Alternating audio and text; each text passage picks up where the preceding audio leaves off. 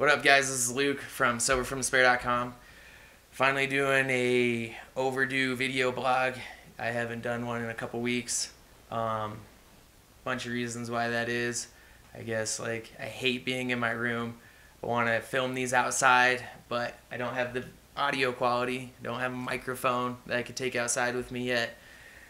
And that's what really matters a lot too, is having good audio quality. I think that's more important than the video quality. So once I get that going, once I have one recorded I can use, I'll be doing this outside.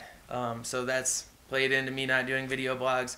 Also, I got kind of frustrated because I've been filming these over and over again and having to delete them. I only have 4 of them on the website, or this will be the 4th one, but I delete them because I'm not really good at them yet. I'm not good at talking to a camera or doing shit that I want to be engaged the way I want to be and stuff. So a lot of self-consciousness and area for improvement has been really learned and stuff, and I've been just learning how to do it. So I film them, delete them, whatever.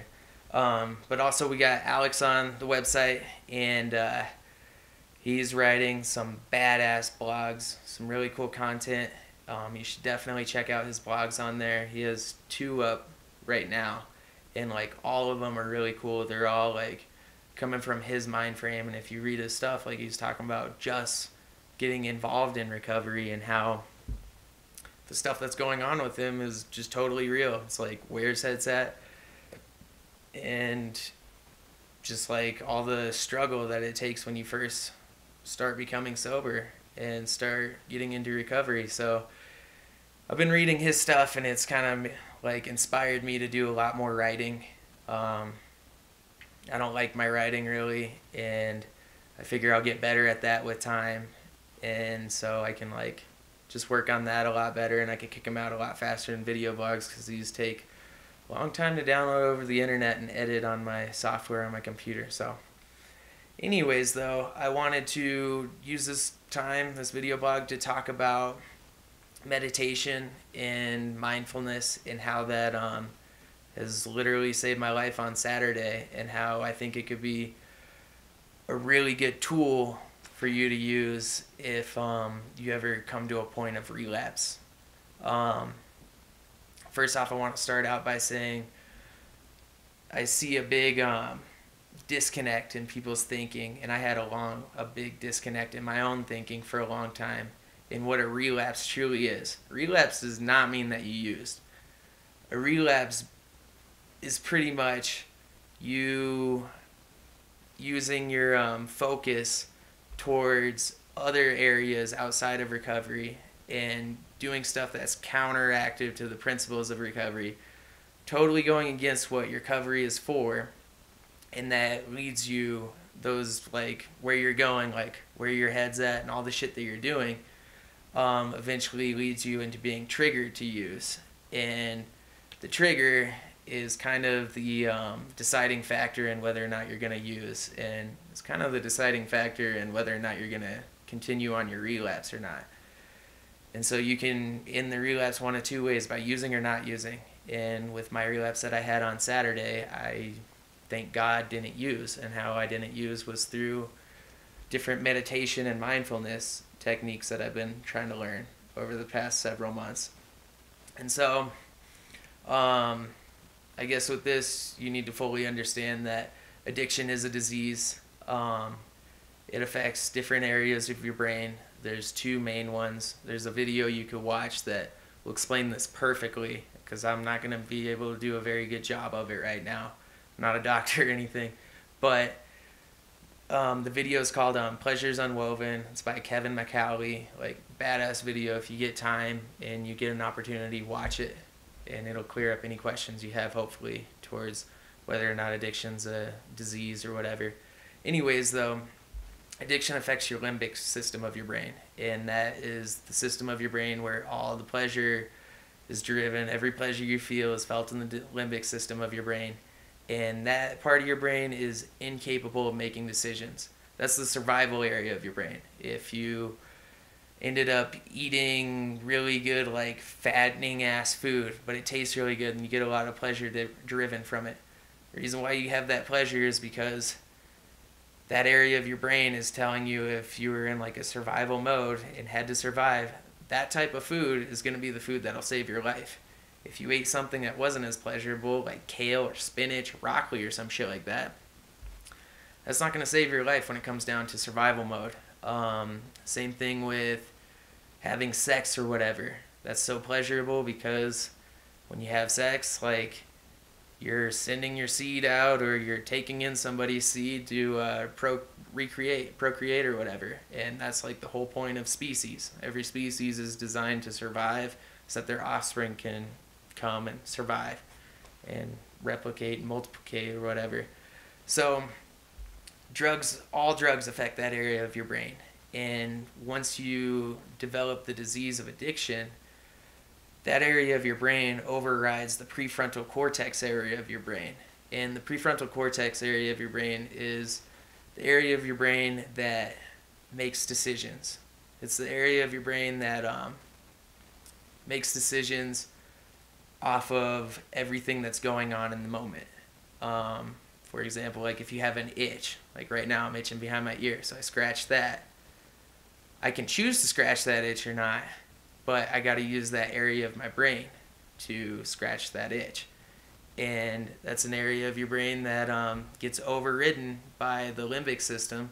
So you end up like using all these drugs and shit, even though you know it's not good for you, even though you know you want to quit, even after you go through the whole process of withdrawing off the drug, like never wanting to do it again. I've already been there countless times with methadone, and methadone withdrawals are terrible.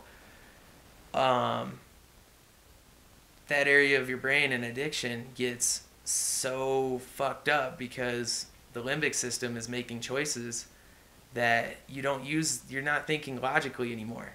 Nothing's logical, it's just using. And it's like, even that part of your brain, it's like, fuck, like, what am I doing? Why am I using? But I'm still using because the limbic system of my brain is like fucking taking control over the prefrontal cortex.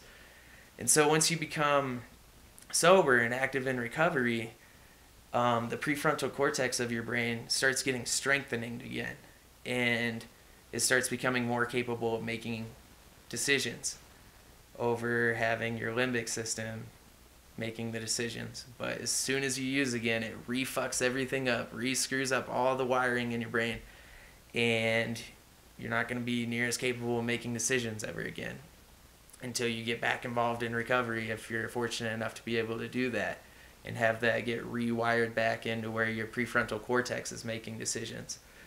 But the prefrontal cortex is an area of your brain that not a lot of people have very strengthened. You could read a lot of different information on this. There's a book I'm reading right now called The Mindfulness Solution, and it's by Ronald D. Siegel, and he like talks about meditation and being mindful and stuff, and how it really strengthens that area of your brain.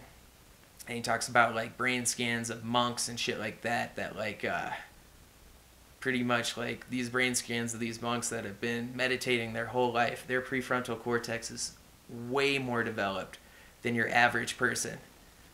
And you'll even notice, like, I notice this with myself, I'll be driving a lot of times, but I'll be thinking so much. I don't even remember the past 20 minutes of me driving, even though, like, I was driving and I didn't get hurt and, like, I was driving safely. Like, was I literally paying attention to what was going on? No, it was like, all of a sudden it's, like, wired into my brain, and it's just an instinct anymore. A lot of people act off of instinct instead of using that area of their brain. And so another book you can read to develop that, the prefrontal cortex, like you can read The Power of Now by Eckhart Tolle, or he has another book called New Earth, and that talks about meditation, mindfulness. It's badass books, both of those books are. If you don't have money to get those books, you can go online to YouTube and watch his content for free and figure out if you want to, I don't know, listen to his stuff and do what he talks about and see if it's inspiring to you.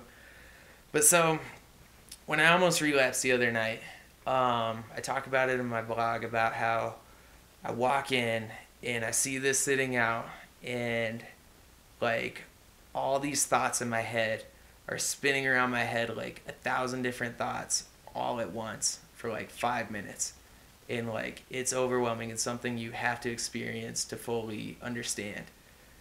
And if I started thinking, like the more I thought about like trying to drown these thoughts out or whatever, the harder it was for me to not use this Ambien. Like the harder it was to fight all these thoughts in my head.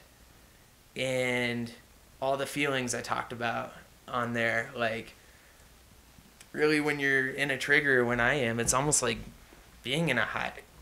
It's almost like my limbic system is making decisions all over again, and I'm feeling all these feelings like rushes, endorphins, like goosebumps, prickly skin, like crazy shit. It's literally feels like being high. It's not comfortable, but it feels like being high. And so how I got out of that was by being mindful of what was going on and trying to shut off my brain from thinking. And instead of like trying to like analyze every thought I had or whatever, I literally had to sit there, stare at the floor and feel what was going on and just sit there, until all of a sudden these thoughts in my head started slowly drowning out, and they never went away, but like they dissipated a lot. And then the feelings that I had, like the initial rush and everything and thinking about doing this, that started to go away with all those thoughts as well. And then I was capable of figuring out my next move, what I was going to do. And it took me like 5 minutes to do. I had to build a fire and think about it and stuff. But once I did that, I went upstairs and like threw my mom back the Ambien or whatever, and was like, keep this shit out, like, keep the shit hidden or whatever I said. I don't know, I put it in the blog on there, what I said. So being mindful is something that can be really, really useful to you if you end up coming to a place of relapse, because it'll bring you back to center. Instead of like trying to outthink thoughts or like give thoughts any credit or whatever, just let them be there in your head, and you just like get brought back to center through meditation and stuff.